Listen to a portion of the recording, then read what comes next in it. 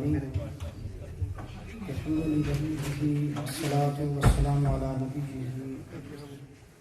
أما بعد فأعوذ بالله من الشيطان الرجيم بسم الله الرحمن الرحيم قال الله تبارك وتعالى في القرآن المجيد والفرقان الحميد يا أيها الذين آمنوا اتقوا الله وكونوا مع الصادقين صدق الله العظيم وبلغنا رسوله النبي الكريم والأمين الرؤوف الرحيم إن الله وملائكته يصلون على النبي يا أيها الذين آمنوا صلوا عليه وسلموا تسليما اللهم صل على سيدنا مولانا محمد وعلى آل سيدنا مولانا محمد وبارك وسلم عليه الصلاة والسلام عليك يا سيدي يا رسول الله وعلى آلك وأصحابك يا حبيب الله الصلاة والسلام عليك يا سيدي يا رسول الله وعلى آلك وأصحابك يا رحمة للعالمين آمين. عظمت غوث الورا کوئی سمجھ پائے گا کیا عظمت غوث الورا کوئی سمجھ پائے گا کیا بادب ہیں اولیاء کوئی سمجھ پائے گا کیا بادب ہیں اولیاء کوئی سمجھ پائے گا کیا ہو گئے تائب ہزاروں راہ زبردست تو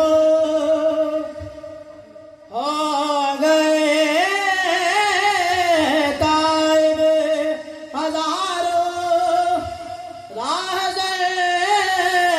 زبردست تو ایسا ہے تو رہنما کوئی سمجھ پائے گا کیا ایسا ہے تو رہنما کوئی سمجھ پائے گا کیا عظمت غوث الورا کوئی سمجھ پائے گا کیا اور سیدی خواجہ پیا ہو یا کہ ہو احمد رضا سیدی خواجہ پیا ہو یا کہ ہو احمد رضا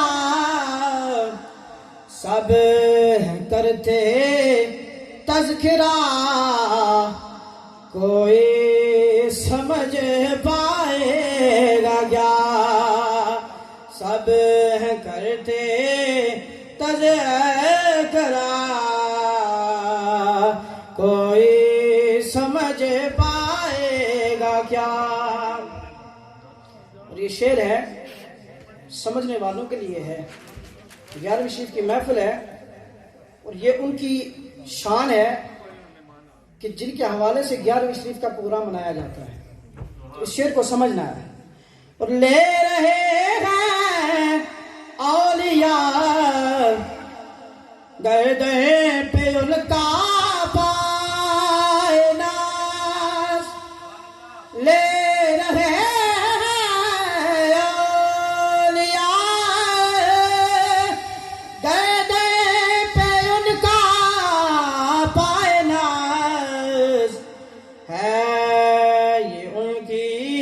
شان پا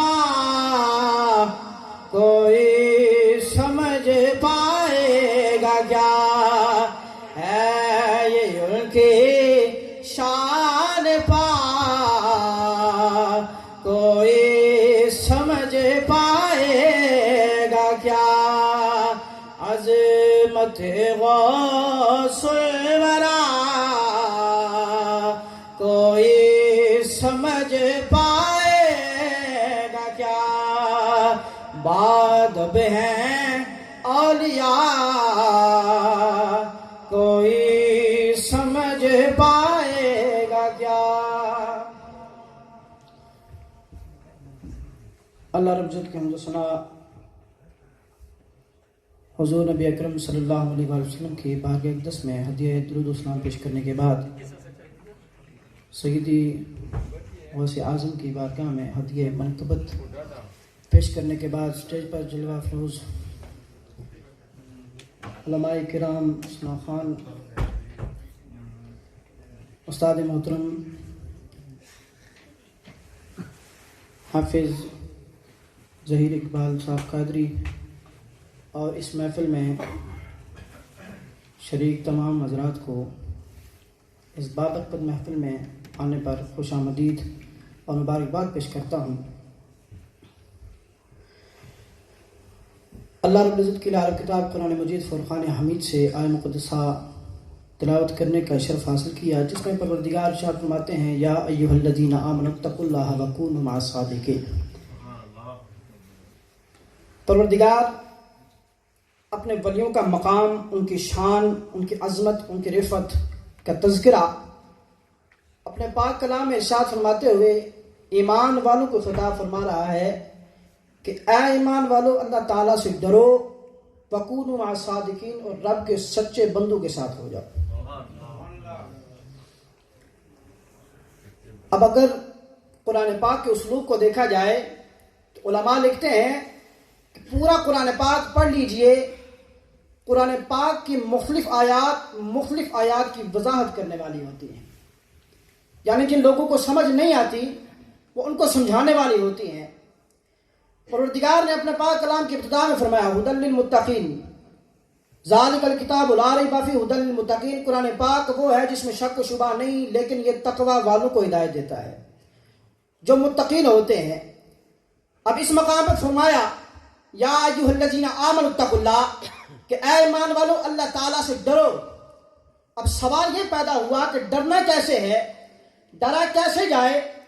خوف خدا کا حکم ہو گیا، فائدہ پہلے بیان کر دیا کہ جو ڈرتے ہیں وہ قرآن پاک سے ہدایت حاصل کرتے ہیں، انہی کو ہدایت دی جاتی ہے.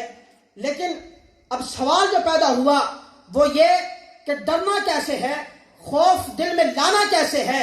تو پروردگار ساتھ ہی فرماتا ہے وَكُونُوا مَعَ الصَّادِقِينَ، کہ اے لوگو، اے ایمان والو، اللہ سے ڈرو. اور جنہیں ڈرنے کا سلیقہ نہیں پتا، جنہیں خوف خدا دل میں لانے کا طریقہ نہیں پتا، کونوا مع الصادقین، رب کے سچے بندوں کے پاس چلے جاؤ، رب کے ولیوں کی صحبت اختیار کرو، ان کی سنگت اختیار کرو، ان کے آستانے پہ چلے جاؤ، ان کے در پہ چلے جاؤ، ان کے دربار پہ چلے جاؤ، ان کے عرس پہ چلے جاؤ. جب ان کے آستانے پہ تم پہنچ جاؤ گے، تمہارا پروردگار ان کی وجہ سے، ان کی برکت سے، ان کے وسیلے میں تمہارے دل میں اپنا خوف پیدا فرما دے گا. فرمایا کہ خوف ان کی وجہ سے ملے گا. کیوں؟ وہ تو وہ ہیں جو رب کو جاننے والے، پہچاننے والے ہیں. اولیاء اللہ عارف باللہ ہوتے ہیں، اللہ کو پہچاننے والے ہوتے ہیں. تو کہا وہ ہیں جو اللہ کو پہچاننے والے ہیں. تم ان کے بارگاہ میں چلے جاؤ، تمہارا پروردگار تمہیں یہ کمال عطا فرما دے گا کہ تمہارے دل میں اپنا خوف پیدا فرما دے گا. اب کچھ لوگ وہ بھی ہیں جو اولیاء اللہ کو نہیں مانتے، مگر سوال پھر یہ پیدا ہوا کہ نہ ماننے کی وجہ کیا ہے؟ نہ ماننے کی وجہ کیا ہے؟ کہ دنیا میں رہنے والا کوئی بھی شخص ایسا نہیں جسے خوف نہ ہو، جو غمگین نہ ہوتا ہو، جسے کوئی پریشانی نہ ہو. ہر شخص کے لیے کوئی نہ کوئی پریشانی دل میں یا دماغ میں قائم رہتی ہے. امیر ہے تو اسے خوف یہ کہ میں غریب نہ ہو جاؤں، کوئی عزت والا ہے تو خوف یہ کہ عزت چلی نہ جائے، جس کے پاس کوئی مقام ہے، کوئی عہدہ ہے، کوئی مرتبہ ہے، خوف یہ کہ یہ مقام، مرتبہ، یہ عہدہ چلا نہ جائے. لیکن رب اپنے ولیوں کا مقام بیان کرتا ہے، الا ان اولیاء اللہ لا خوف علیہم ولا هم يحزنون، کہا خبردار یہ رب کے ولی ہیں، یہ رب کے دوست ہیں، ان کو رب نے مقام یہ عطا کر دیا کہ یہ نہ غمگین ہوں گے، نہ خوفزدہ ہوں گے، نہ دنیا میں انہیں کوئی خوف دلوائے گا، نہ دنیا میں انہیں کوئی شے غمگین کر سکے گی، نہ آخرت میں نہ کوئی خوف ہوگا، نہ غمگین ہوں گے۔ ارے جو بھی ان کی سنگت اختیار کر لے گا رب اس پہ کمال یہ تعریف فرمائے گا کہ اسے بھی خوف اور غم سے بری فرما دے گا۔ فرمایا کہ اسے خوف اور غم سے بری فرما دے گا۔ پتہ یہ چلا کہ فقط اللہ اللہ کرنے سے اللہ نہیں ملتا، اللہ والوں کی صحبت اختیار کرنی پڑتی ہے۔ میرے غوث کی 11ویں منانی پڑتی ہے۔ 11ویں منانا فرض نہیں، واجب نہیں۔ استاد محترم بیٹھے ہیں، فرض واجب کوئی نہیں، مناتے اس لیے ہیں کہ وہ کون ہیں؟ وہ اولیاء کے سردار ہیں، ان کا قدم اولیاء کی گردنوں پر ہے، مقام رب نے اتنا بلند عطا کر دیا ہے۔ اگر ان کی 11ویں منائیں گے، ان کے لیے محفل رکھیں گے، ان کے وسیلے سے دعا کریں گے، رب ہمیں بھی کمال عطا فرمائے گا، دل بھی پاک فرمائے گا، دماغ بھی پاک فرمائے گا۔ وہ کسی نے بڑے خوبصورت پیرائے میں لکھا نا کہ یہ جو ولی ہیں ان کا مقام کیا ہے، ان کی شان کیا ہے۔ لکھتے ہیں کہ درد